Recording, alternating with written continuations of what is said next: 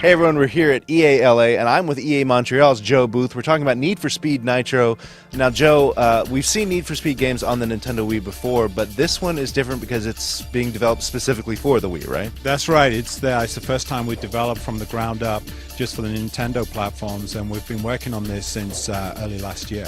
So tell me about the idea. What did you want to do with the Need for Speed series on the Nintendo Wii? We wanted to take it more into the arcade space, and if you think about arcade racing games, you have maybe like Mario Kart, Car Racer on one extreme, and then you have the Wipeouts, the Burnouts, the Pures at the other extreme, and we want to be more in that space, more kind of badass arcade racing. So when I fire the game up for the first time, what's the experience like? What am I doing in this game? So you're going to start in Rio.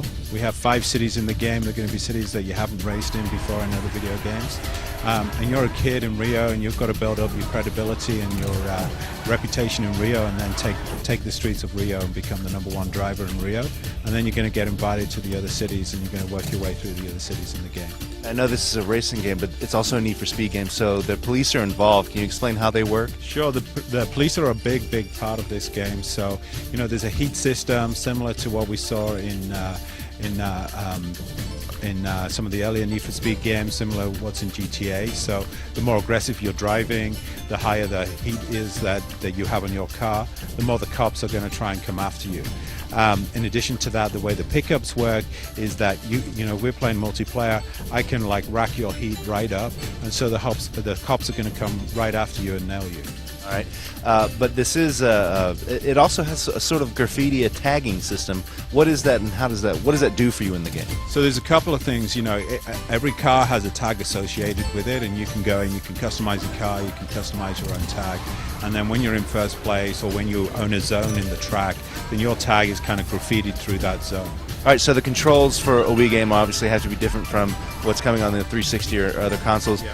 You have several different control schemes for the Wii. Take us through them. Yeah, so we support all the kind of typical control schemes that you'd expect. So, the wheel, the nunchuck, the Nintendo, the classic controller, GameCube controller, and we also have a new one, which is, a lot of people have additional remotes in the house, but they don't necessarily have extra nunchucks or wheels. So we have this where you can play with the Wiimote. You turn to steer, and you use the B button to kick in the power slides, and then you're shaking it to use the boost. And the power slides have a huge amount of depth in them. So if you're hitting the racing line and just using it subtly, you're going to get a load of boost.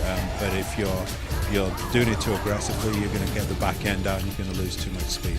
All right, the last question, of course, is when is Need for Speed Nitro coming to us? It's coming out this fall, and it's coming on the Wii and DS. All right, there you go, Need for Speed Nitro. More to come in the coming months.